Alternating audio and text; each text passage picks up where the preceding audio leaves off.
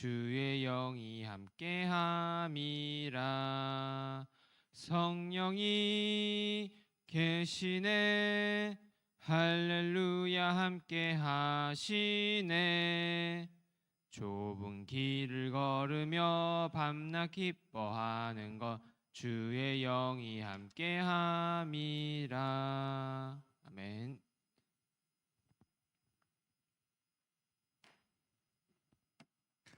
네, 오늘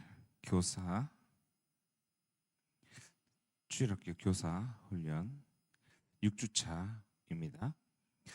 함께 누가복음 2장 46절 말씀 함께 보시겠습니다. 누가복음 2장 46절입니다. 함께 한 목소리로 합독하시겠습니다.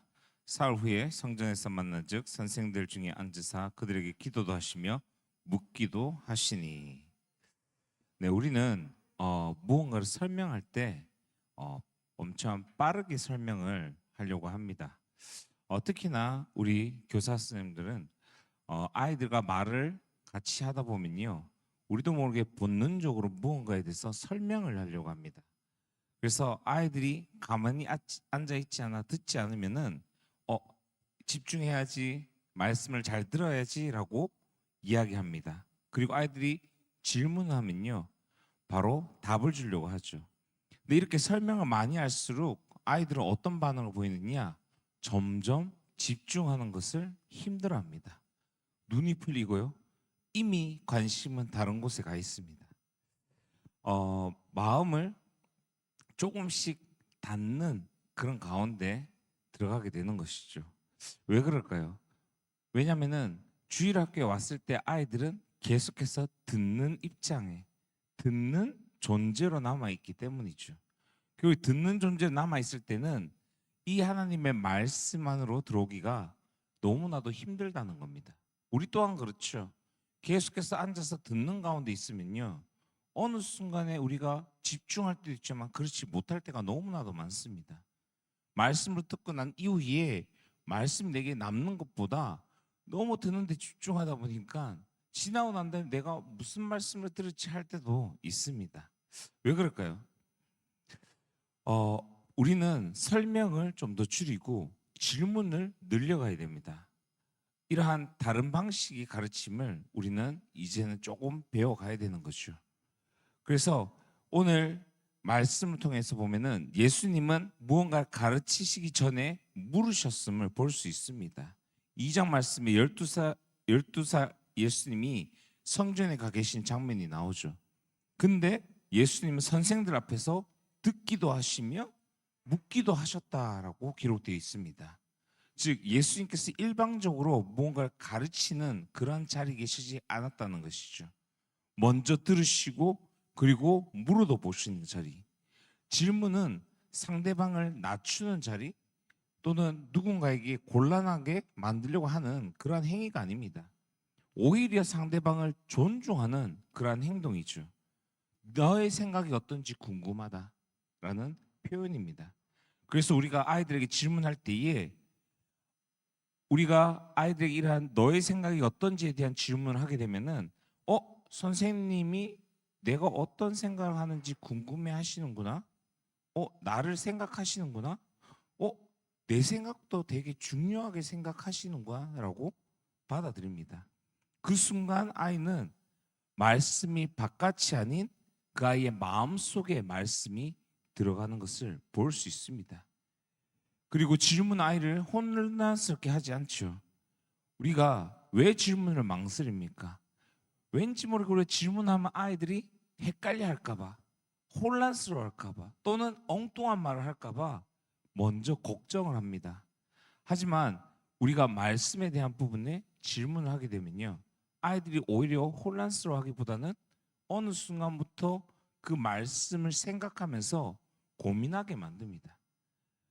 이러한 우리의 말씀에 대한 부분에 있어서 질문하는 것은 맞고 틀리고를 맞추는 시간이 아니라 말씀을 내 생각으로 자연스럽게 연결하는 그러한 시간, 훈련의 시간입니다. 우리 또한요, 지난주 얘기했듯이 중요한 포인트의 말씀을 붙잡고 정확하게 전달하라는 것처럼 교사들도 말씀 받는 가운데 있을 때에 오늘 이 말씀에서 전달하는 중요한 포인트가 뭔지를 우리가 붙잡는 가운데에 계속해서 질문해야 되는 겁니다. 우리 스스로가. 너라면 어떻게 했을까? 나라면 어떻게 했을까? 예수 왜 그렇게 하셨을까? 이 말씀이 나와 무슨 상관이 있을까?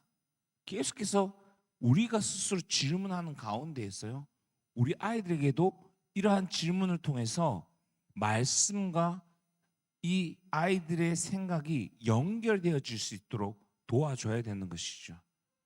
이러한 질문 하나가 아이의 생각을 열고 이 말씀을 자기의 이야기로 만들어갑니다.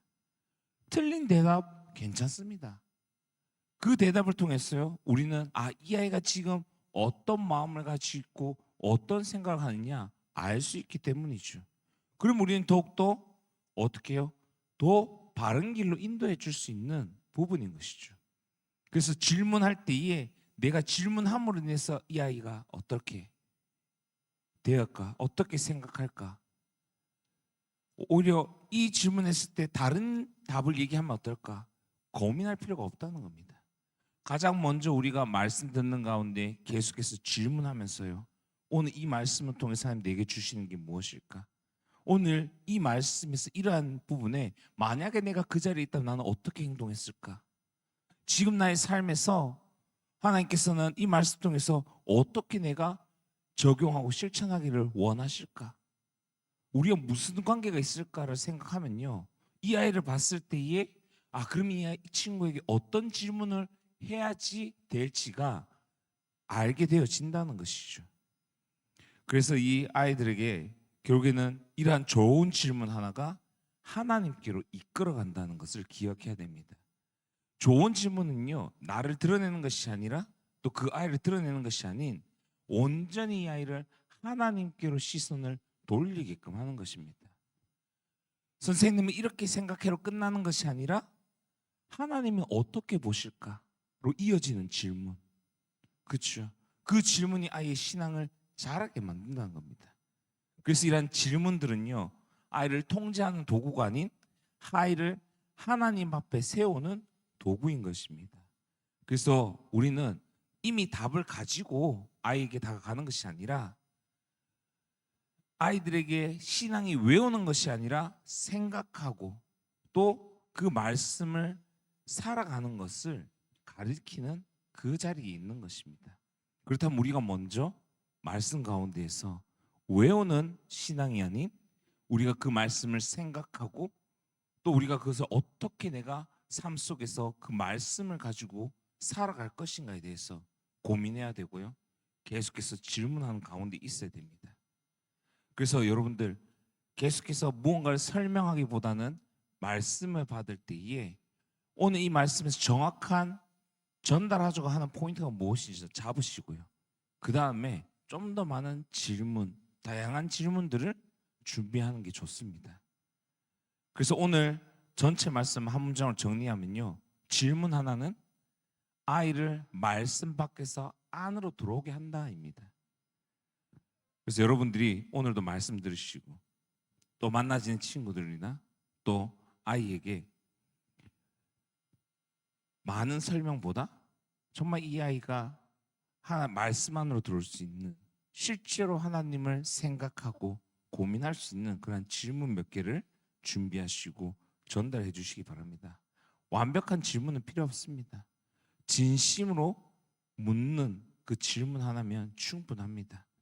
그래서 이러한 질문을 통해서 아이의 문을 여시는 것을 우리는 기억하고요.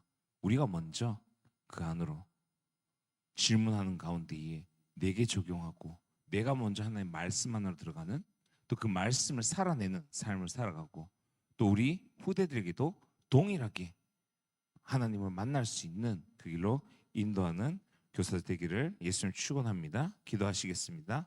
상근의 마신 하나님 감사합니다. 우리가 말씀을 전달하고 이해시키기 위해 많은 말을 하려 했으나 이제는 하나님의 말씀을 정확하게 전달하는 가운데 서게 하시고 그 가운데 우리 아이에게 가르치기 전에 먼저 들을 수 있도록 또 답을 주기 전에 함께 질문하며 함께 고민하며 하나님께 나아가는 교사들 될 수 있도록 주님 이 시간에 세워 주시옵소서. 질문을 통하여서 아이들의 마음이 열리게 하시고 말씀 안에 들어가게 하시며 먼저 우리가 말씀 붙잡는 그 자리에서 계속해서 하나님께 질문하면서 말씀을 하나하나 받아 내게 적용하는, 그래서 우리가 먼저 말씀 안에 들어가는 교사로서 세워 주시옵소서. 예수 그리스도의 이름으로 기도드리옵나이다. 아멘.